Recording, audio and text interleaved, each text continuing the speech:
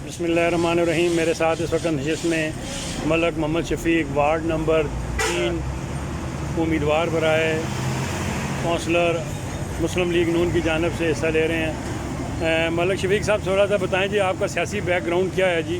सियासी बैकग्राउंड है कि सारी जिंदगी मैं मुस्लिम लीग नून नाल कटी ठीक हो गए। 85 ना मुस्लिम लीग में था, ठीक हो गया। 93 बनी मुस्लिम लीग नून, उस तो हुण तक मैं मुस्लिम लीग नून में था।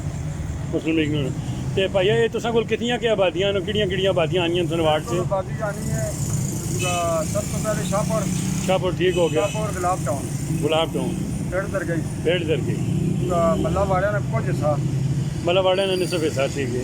Railway colony, railway colony, Haidri town. Haidri town. अच्छा एक गल दसो, इसने टोटल वोट कितनी बनवे नहीं है? 4000 वोट पाए। 4000 बनवे नहीं ते 4000 चो वोट पोल कितनी होवे सी? 2000 पाल होवे सी कि 2200 वोट पोल हो। 22-2300 होवे सी। हाँ। 12-1400 वोट जी होवे सीट चाहिए। तो ये मैं दसो तुसां दी अपनी बरादरी नहीं कितनी वोट है जी? असां दी बरादरी वोट 300 वोट। 300 कुछ वोट है। तो बाकी जिहड़ियां अपने नू मुस्लिम लीग नून नहीं अलग तुसां वोट पैसी जी? इंशाल्लाह पैसी करेंगे वोट पूरी करेंगे। तो इन्हां दुनिया आबादियां च कितनियां कितनियां वोटां तकरीबन? 1400 वोट जी शाहपुर गुलाब टाउन है। अच्छा गुलाब टाउन शाहपुर जी 1400 वोट। वोट है। अच्छा अच्छा तो अच्छा 11 साढ़े 1170 वोट जी है वो फिर इधर गई नहीं। बाकी तकरीबन इन्हां कानूनियां नहीं लादा लादा वे 400 वोट इन्हां त्रै कानूनियां ने।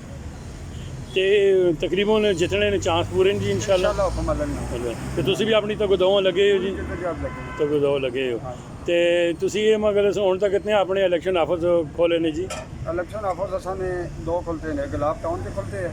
अच्छा। एक खुलते हैं एक तो ये राती खोले ने ना? 5 नंबर पे। इसे रता रिबन क्यों इस्तेमाल किया ने जी?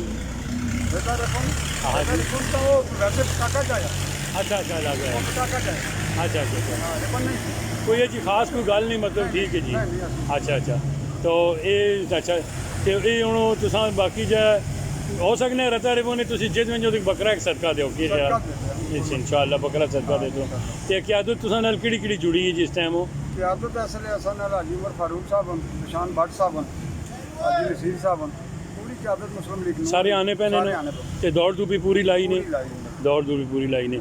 ते कल तो बाकायदा उन्होंने अच्छा खासा तुसां हाँ इलेक्शन बिल्कुल अच्छा खासा ठीक हो गया। तो अगले जिन्हें कोई जिन्हें तक तुसां कभी उम्मीद है कि तुसी जिहड़ा अपना इस पोजीशन से चले वही सो कि मुकाबले नहीं फजा को ज़्यादा हमवार हो? इंशाल्लाह बेहतर हो। शफीक साहब इंशाल्लाह फिर तुसां नाल मुलाकात होसी। बहुत बहुत मेहरबानी। मेहरबानी।